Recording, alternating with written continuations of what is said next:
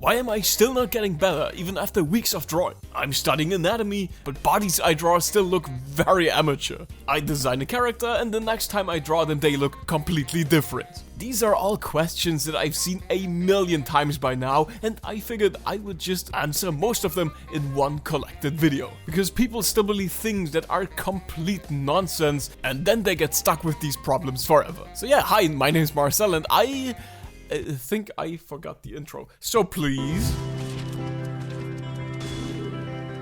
I'm really proud of that intro, okay? My new manga pages are in there, so I just can't skip the intro from now on. In case you're interested, my new manga is still available for purchase. So today I picked out 5 myths about making artworks. These are all things most people still believe, even though they actively make you worse. So wanna hear myth number 1 people still think is true? This artwork is so good, it must be because of all of them details. And here's my favorite hot take, details are always the least important thing about an artwork. No matter what art style you love or which artists you follow, if you actually take the time to take a closer look, you'll notice that most artworks are basically just scribbled. What matters way more is what the finished piece looks like as a whole, the literal bigger picture. No matter how insanely detailed a huge artwork looks, in the end it's all just brush strokes. Now for me, not only painting digitally but also learning to paint traditionally really helped a ton. My traditional paintings aren't super detailed most of the time, but as you just saw, most digital artworks aren't either. Whenever I make videos about painting, I always preach block in first, and then add the details. And people misunderstand that and think, detail? You want detail? I'll impress everyone with how detailed my artwork will be, and I'll just add a million detail. And that's a big misconception. Zooming into a drawing is actually kind of a disadvantage at this point, because you lose track of the bigger picture. Zoom in as little as possible. Whether this tree looks like this or like that, it basically changes nothing in the grander scheme of things. No matter the medium or the art style, always focus on the big shapes first. Details are the least important thing about an artwork. Okay, but myth number 2 is so important, I'll probably even put it on the thumbnail. Practicing automatically makes you better.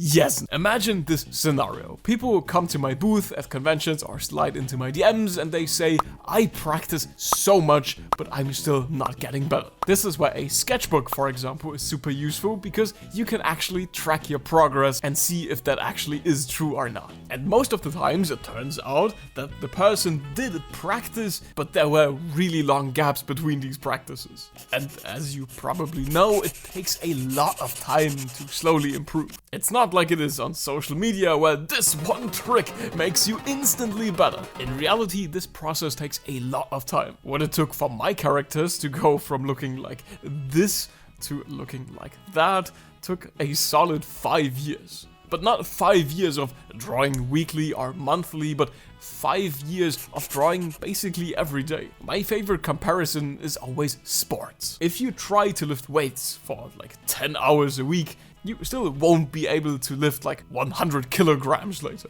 But if you train every day, bit by bit, or maybe like every second day, you'll make progress way faster. So yeah, it actually is better to draw like an hour a day than drawing like 10 hours once a month. Both methods are practicing, but the first one is actually a lot more helpful if you want to improve in the long run.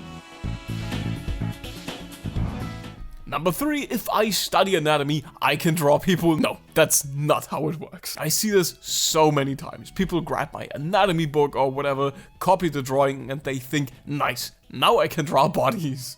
Anatomy is only important so you actually understand how the body functions. Okay, so there's a lot of muscles here and less muscles there, so this part of the arm has to be thicker. That is what anatomy is good for. Understanding things, being able to simplify them, and then drawing them better. You know, exactly the stuff that I preach in my books. But learning and drawing every single muscle doesn't make you better at drawing people. It just means that you can draw, well, individual muscles. People always think that they need anatomy to draw something like this, but when I've made this drawing here, I've probably been using like 15 to 20% anatomy knowledge, and the rest is simple cylinders, circles, and shapes. You know, basic anatomy without needing to know every single muscle. That's why I said in my roadmap video that learning basic anatomy is really crucial at the beginning. Not detailed anatomy, just the essentials. If you haven't seen the roadmap video yet, definitely check it out. It has all the skills that you need in the right order.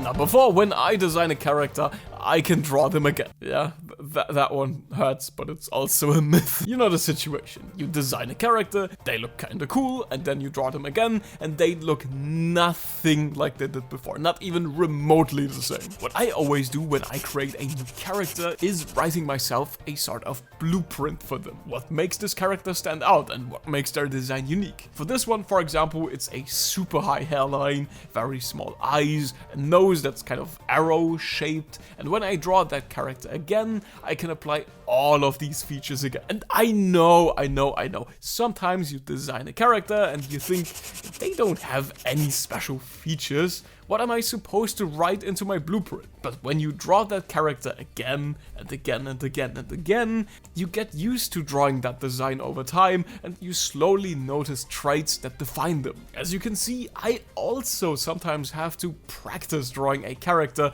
before the design actually sticks. Even pros deal with this sometimes. You know, where the character on the concept sheet can look like maybe a distant cousin or a relative, instead of like the exact same character. And that's even though it's literally the same design. And by the way, if you have the problem that you can't redraw your character at all, or you can't draw them from other angles, then your problem is not character design, it's just simply drawing faces and proportions in general.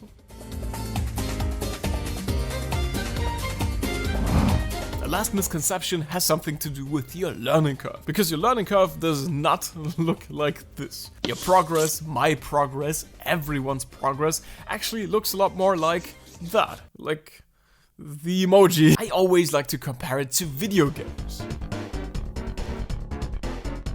Let's say you're doing your exercises every day or every second day, your basic fundamentals. I know it's not fun to a lot of people, lots of people do not enjoy that part of drawing, but you need this kind of experience. Because only if you have these experiences, you can tackle harder exercises.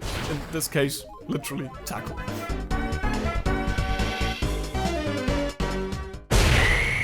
And once you can do these harder exercises, your learning curve will suddenly explode because you finally unlocked something new. And that same pattern keeps on going and going and going. So definitely check out that roadmap video if you haven't yet. All the skills in the right order. Until then, thank you so much for watching and have a great day. Goodbye.